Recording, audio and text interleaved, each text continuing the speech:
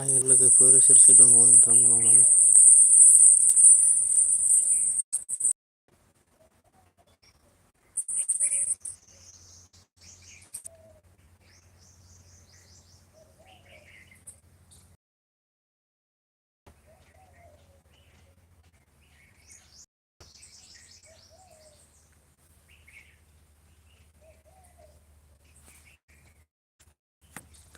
सोर सोर दङ लोगोफोर कमेन्ट खालामदो। सानजौफुंथिंनि दसे सम लाइभआव फैबाय नोंथांमोननि सेरावहाय।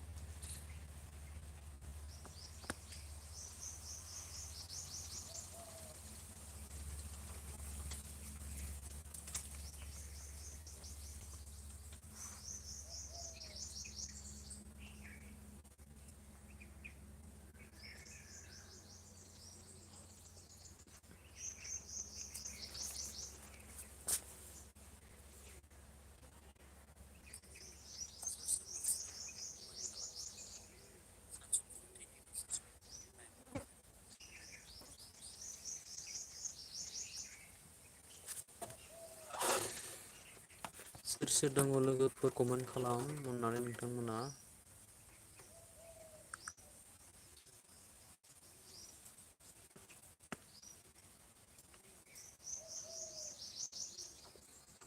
हाय बि बर'। मा खबर?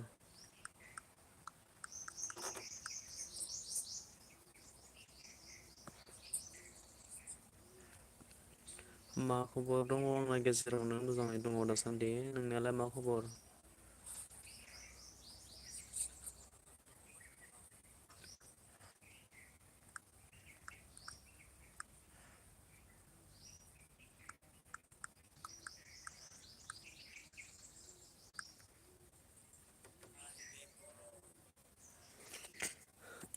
आंनाबो दङ बिदिनो।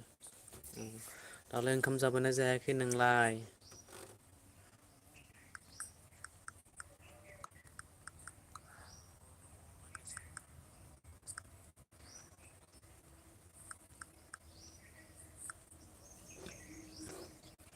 जाबाय आदा नोंलायनो आंबो जाखांबाय जाखांनाया बेसे गोबाव जायाखै आरोना। मथा मथि आधा घन्टासो सम जाबाय आरोना आं ओंखाम जाखांनाया।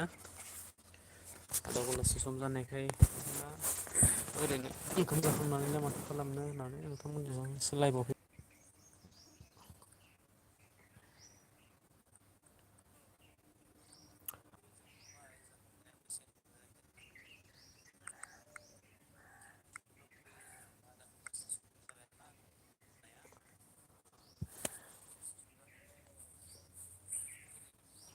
दङलै गोदाव सोरावनो मानो गोदाव सोराव जाखोब्रा?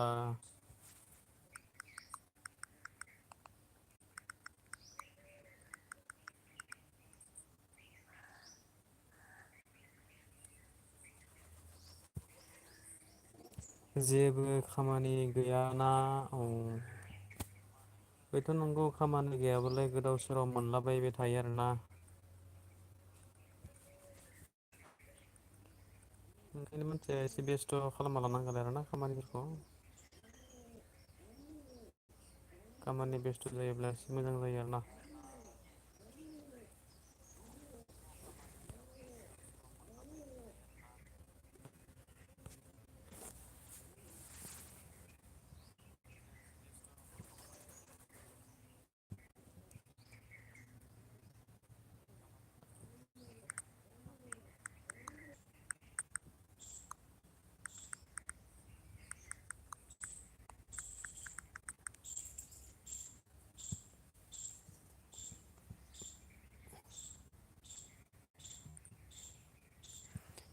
माथो ओंख्रि जायामोन नोंहालाय?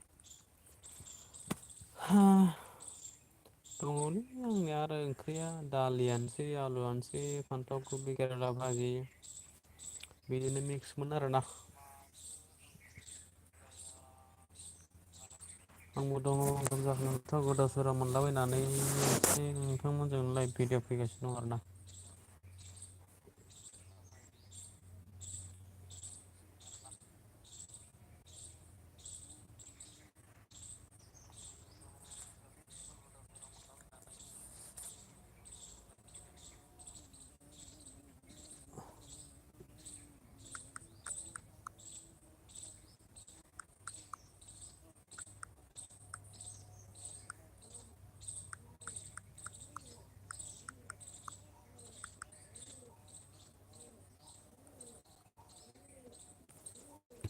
बहाबा थायो नामा आदा नों?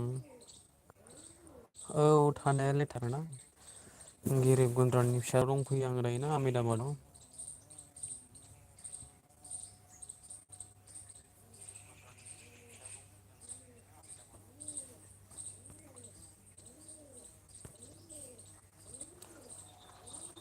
और कौन कौन है भाई लोग प्लीज कमेंट करो।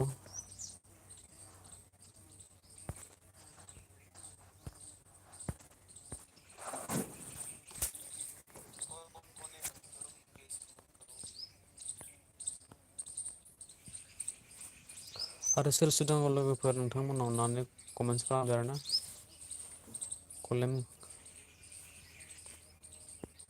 कमेन्ट खालामाबा गोदाव सोराव मोनलाबायबाय थायोलै।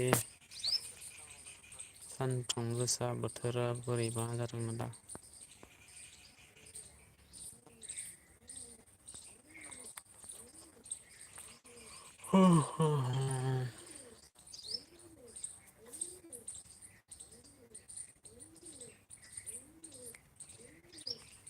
आदामोन फंबायमोन नोंथांमोना मा खालामबाय दङ?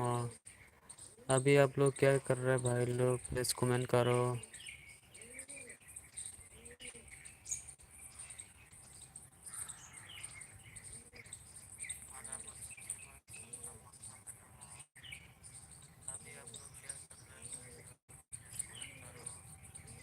खबराव थांबाय नामा?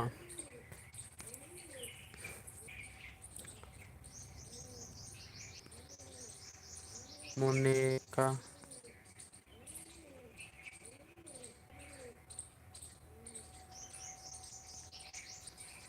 मैं तो बस ठीक हूँ आप कैसे है?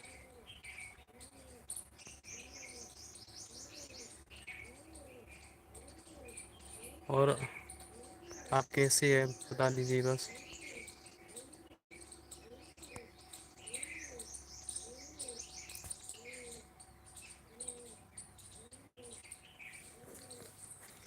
मैं तो बस बढ़िया हूँ और तुम बताओ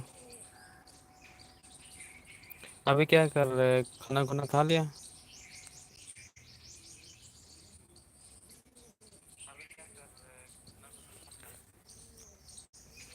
मैं कल नहीं आया था परसों आया था मैंने परसों आपको ढूंढ रहा था मैं कल थोड़ा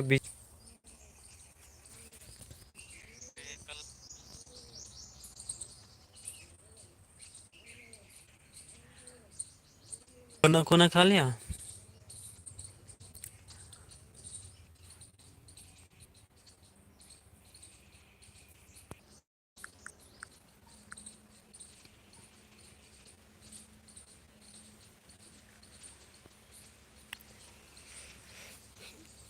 ये क्या हो गया चल ही गया क्या? बे बर'आवबो थांबाय नामा?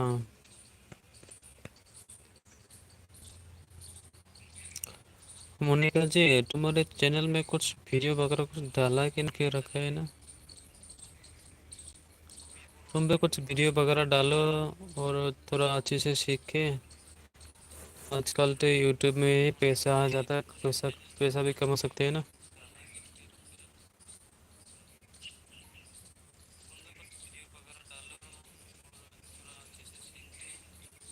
मोनिका जी चली गए क्या?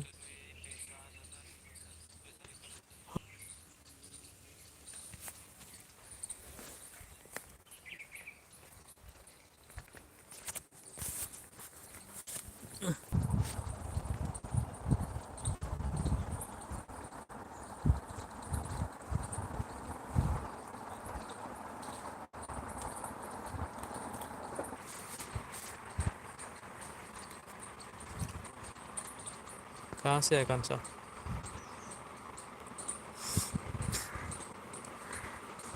सोर सोर दङ लोगोफोर थांजोब्बाय नामा नोंथांनालाय? रावबोआनो गैला माथो। कमेंट करो भाई लोग कमेंट करो।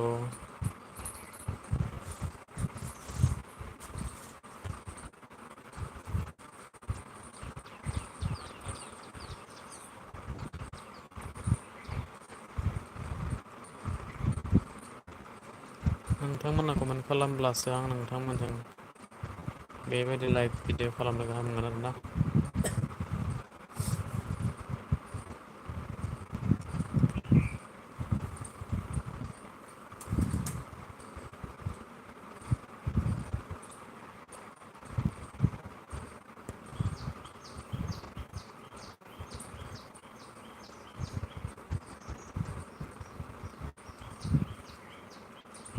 मुवा खारजोबखो नोंथुला।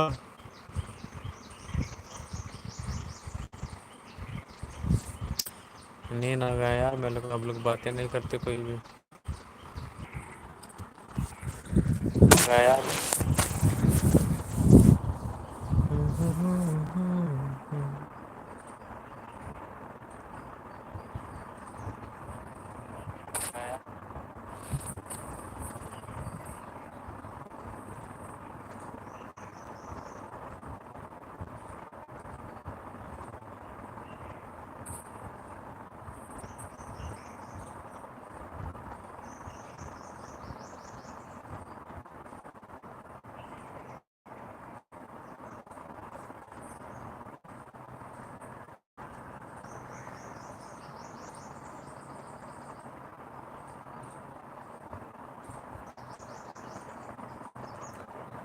क्या हो गया? अरे भाई लोग अभी तो कोई भी नहीं है ऐसा।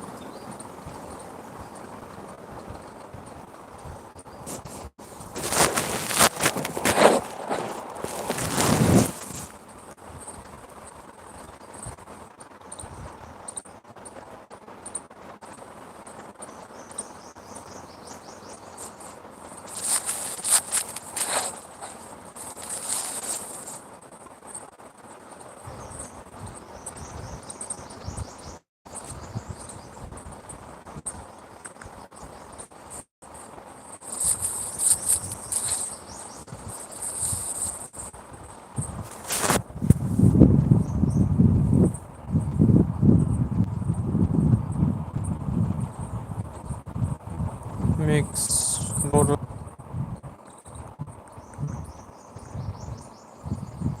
सोर सोर दङ फंबायमोन कमेन्ट खालाम।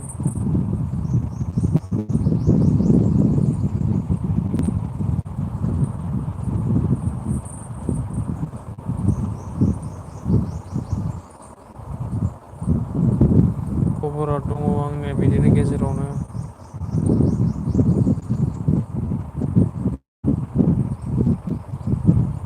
नोंनियालाय मा खबर?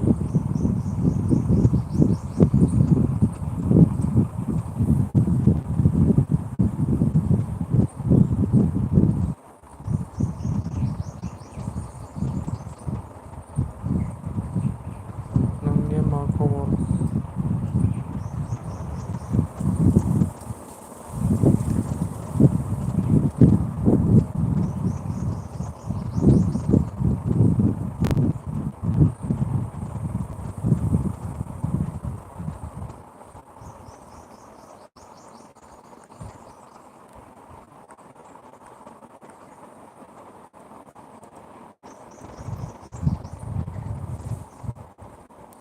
आंनाबो दङ बिदिनो औ।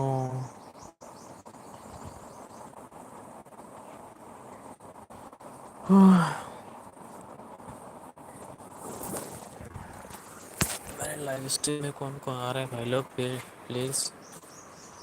और आप लोग एक दूसरे के साथ जुड़ जाने के लिए मेरे साथ कांटेक्ट करते रहे, कमेंट करते रहो।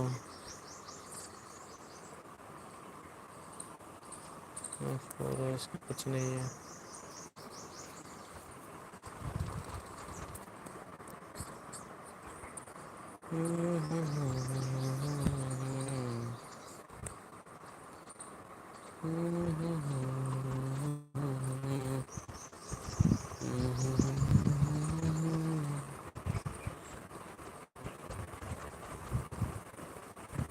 सोर सोर दङ आरामा?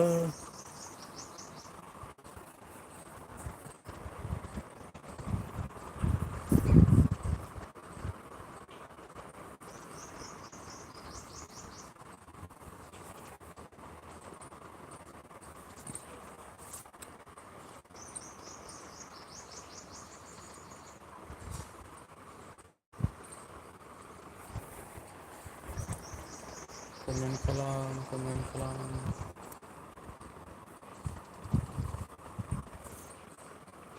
हेल' लोगोफोर, सानजौफुंथिंनि समावहाय दसे लाइभ फैलायबाय नोंथांमोननि सेरावहाय सोर सोर दङ कमेन्ट खालामदो। दान्दिसे सम रायज्लायनोसै।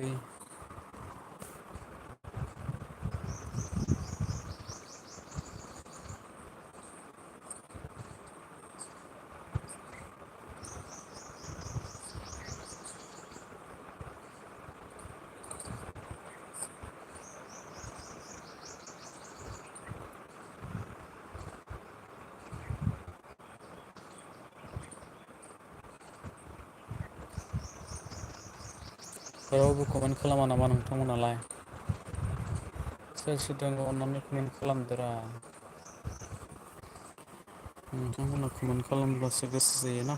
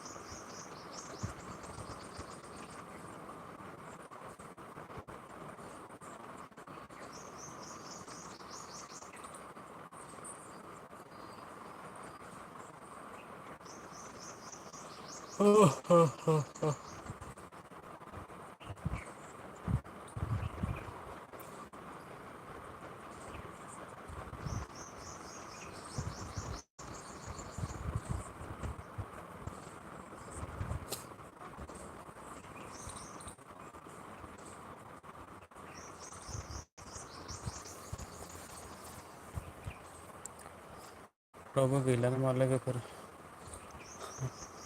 खारजोबलांबाय माथो नोंथांमोनालाय? नोंथांमोनहाबो कमेन्ट खालामाबा आंबो आरो मा होननानै रायलायबाय थानो आरो हारसिंनो गोदाव सोराव नोंना। कमेन्ट खालामग्राबो थानांगौब्रा। होमबासो रायज्लायनोबो गोसो जायो। ये फोन नंबर, ये पासपोर्ट, ये रेफरेंस कोड। ये रेफरेंस कोड का मतलब है जो मैंने पहले, ये जो आपने खोला है मैंने पहले खोल रखा है। मेरा पासपोर्ट का एक आईडी होता है, उसमें रेफरेंस जो मेरा कोड है उसको आपको भेजेंगे तब आप खोल सकते हैं।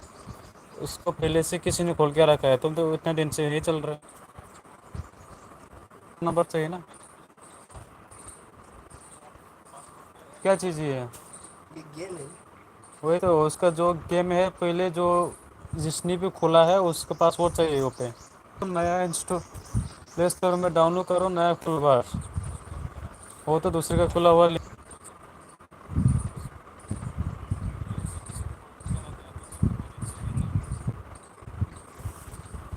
उसका नाम क्या है, उसको डिलीट करके दूसरा डाउनलोड करो।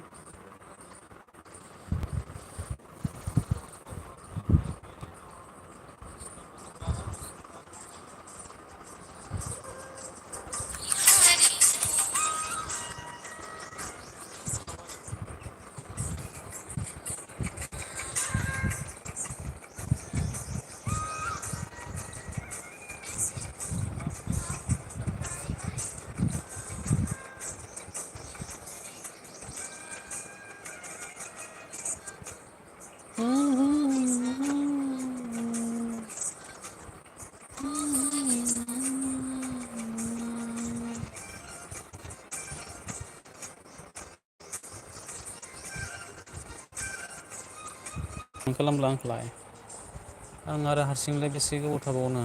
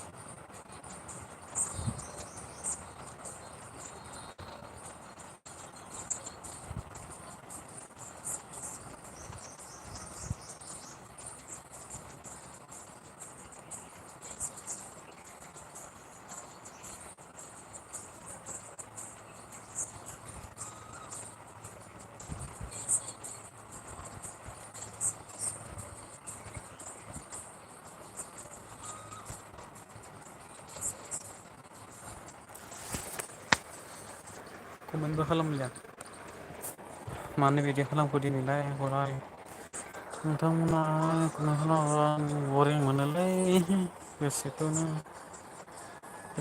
बरिं मोनो आदामोन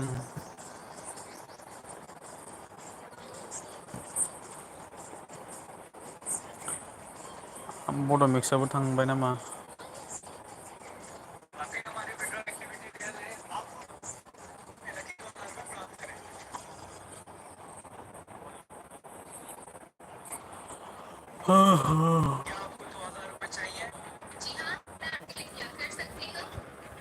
वाह कांसा वाह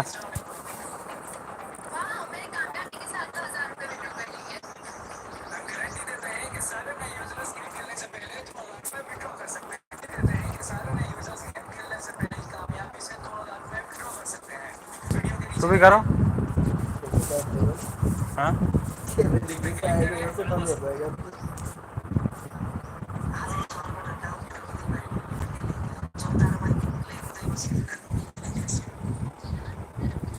लोगोफोरा बहा थांजोबखोरा बहा खारजोबखो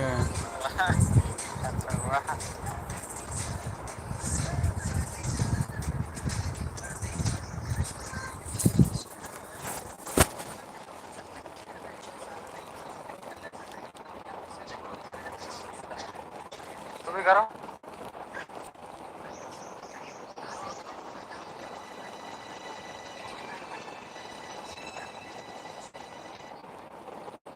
लोगोफोरा बहा थांजोबखोरा बहा खारजोबखो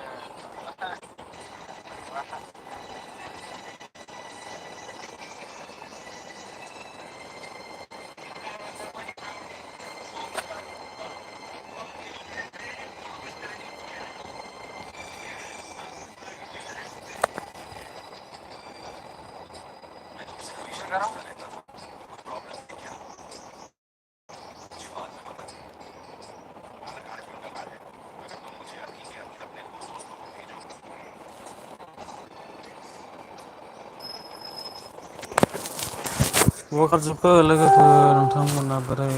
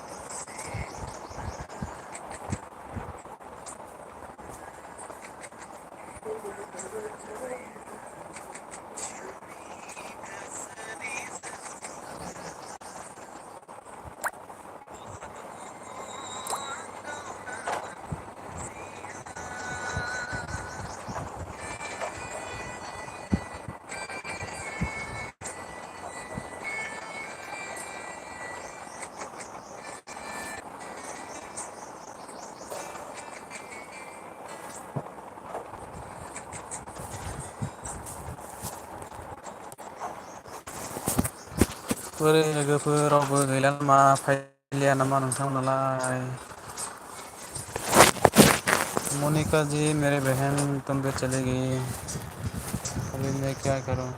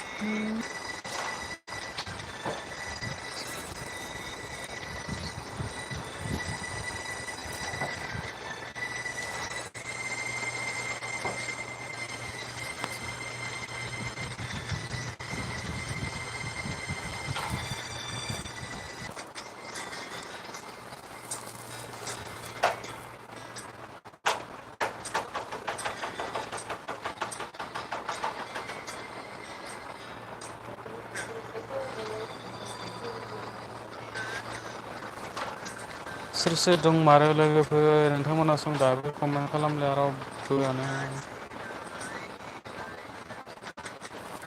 हारसिं गोदाव सोराव जालाबायनानै नोंथांमोनजों आं रायज्लायनो होननानै कमेन्ट होदोंमोन दसे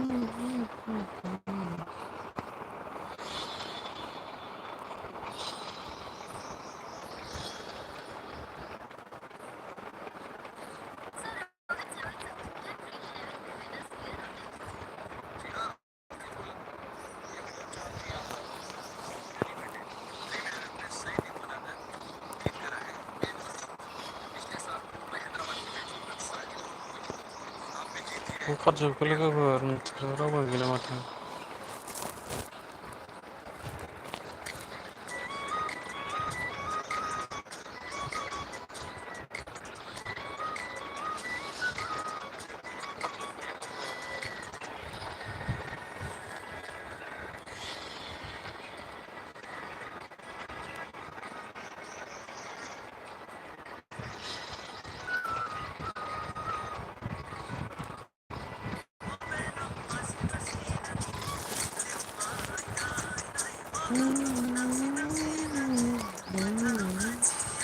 सोर सोर दङ लोगोफोर कमेन्ट खालामलै कमेन्ट खालाम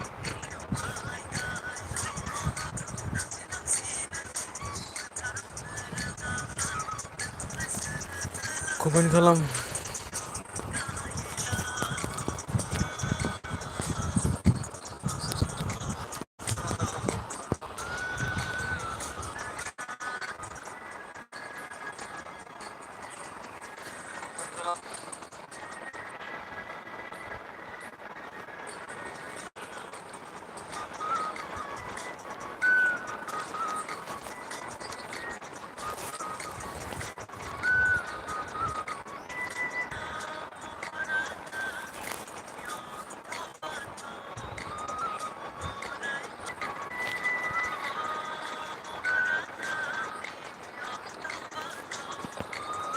नोंथांमोना रावबो जुदि फैलाबा लोगोफोर कमेन्ट जुदि खालामाब्ला आङो दोननोसै आरोना दा मोनसे लोगोफोर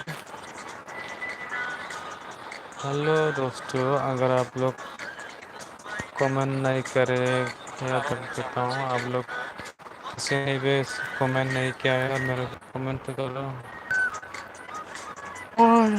बड़ी नींद आ रहा है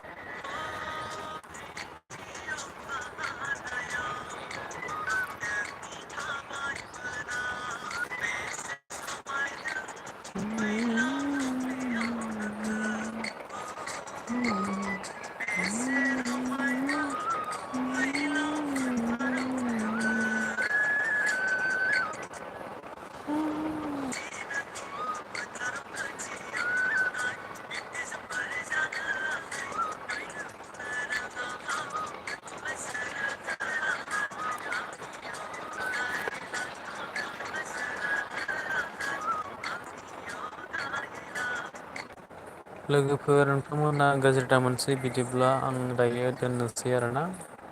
नोंथांमोना रावबोआनो कमेन्ट खालामासै आरोना ओंखायनो आं दायो बाबाय आरोना बेलासे 6टा बाजायाव फैफिनगोन आं दिनैहाय बेलासि 6टा बाजियाव एसे सम मोनगोन आङो। ठीक है फिर भाई लोग बहन लोग मेरे दोस्तों मैं अभी रखता हूँ आप लोग किसी ने भी कमेंट नहीं किया ओके माय डियर फ्रेंड्स बाय बाय टाटा।